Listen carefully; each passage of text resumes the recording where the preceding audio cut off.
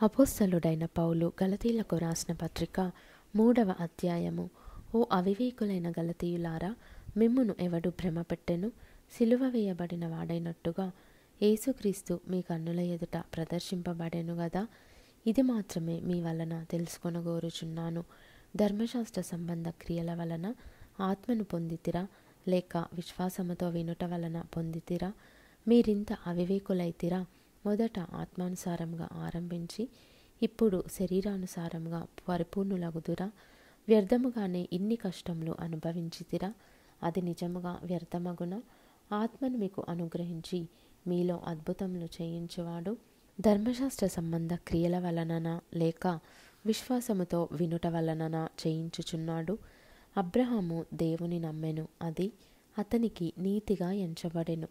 కాబట్టి విశ్వాస సంబంధులే అబ్రహాము కుమారులని మీరు తెలుసుకొనుడి.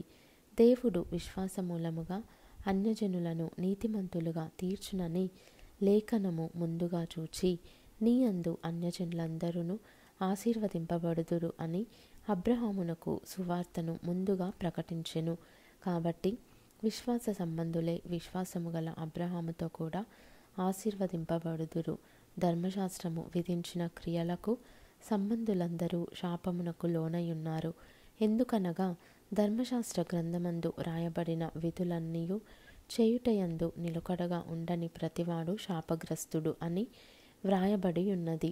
ధర్మశాస్త్రము చేత ఎవడును దేవుని ఎదుట నీతిమంతుడని తీర్చబడడను సంగతి స్పష్టమే. ఏలయనగా నీతిమంతుడు విశ్వాసమూలముగా జీవించును. ధర్మశాస్త్రము విశ్వాస సంబంధమైనది కాదు గాని దాని విధులను ఆచరించువాడు వాటి వలననే జీవించును. ఆత్మను గూర్చిన వాగ్దానము విశ్వాసము వలన మనకు లభించున్నట్లు అబ్రహాము పొందిన ఆశీర్వచనము క్రీస్తు యేసు ద్వారా అన్యజనులకు కలుగుటకై క్రీస్తు మన కోసము శాపమై మనలను ధర్మశాస్త్రం యొక్క శాపము నుండి విమోచించెను. ఇందును గూర్చి మ్రాను మీద వ్రేలాడిన ప్రతివాడును శాపగ్రస్తుడు అని వ్రాయబడి ఉన్నది. సహోదరులారా, మనుష్య రీతిగా మాటలాడుచున్నాను. మనుష్యుడు చేసిన ఒడంబడిక అయినను స్థిరపడిన తరువాత ఎవడును దాన్ని కొట్టివేయడు, దానితో మరేమియూ కలుపడు. అబ్రహామునకును అతని సంతానమునకును వాగ్దానములు చేయబడెను. ఆయన అనేకులను గూర్చి అన్నట్టు నీ సంతానములకును అని చెప్పక ఒకని గూర్చి అన్నట్టే నీ సంతానమునకును అనెను. ఆ సంతానము క్రీస్తు. నేను చెప్పున్నదేమనగా 430 సంవత్సరములైన తర్వాత వచ్చిన ధర్మశాస్త్రము వాగ్దానమును నిరర్ధకము చేయునంతగా పూర్వమందు దేవుని చేత స్థిరపరచబడిన నిబంధనను కొట్టివేయదు. ఆ స్వాస్థ్యము ధర్మశాస్త్ర మూలముగా కలిగిన ఎడల ఇక వాగ్దాన మూలముగా కలిగినది కాదు. అయితే దేవుడు అబ్రహామునకు వాగ్దానము వలననే దానిని అనుగ్రహించెను. అలాగైతే ధర్మశాస్త్రం ఎందుకు?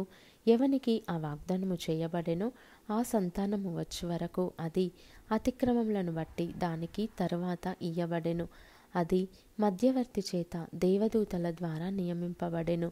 మధ్యవర్తి ఒకనికి మధ్యవర్తి కాడు గాని దేవుడొక్కడే.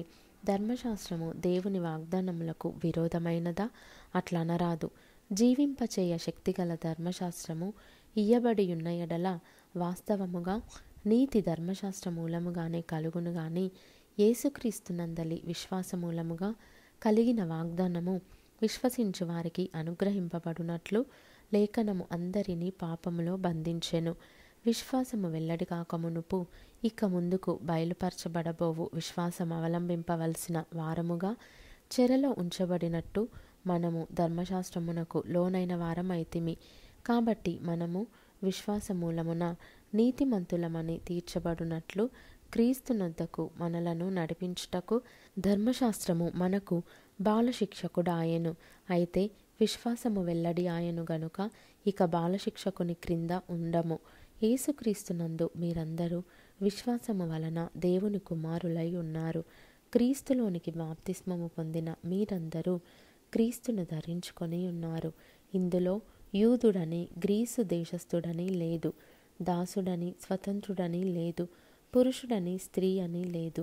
యేసుక్రీస్తునందు మీరందరూ ఏకముగా ఉన్నారు.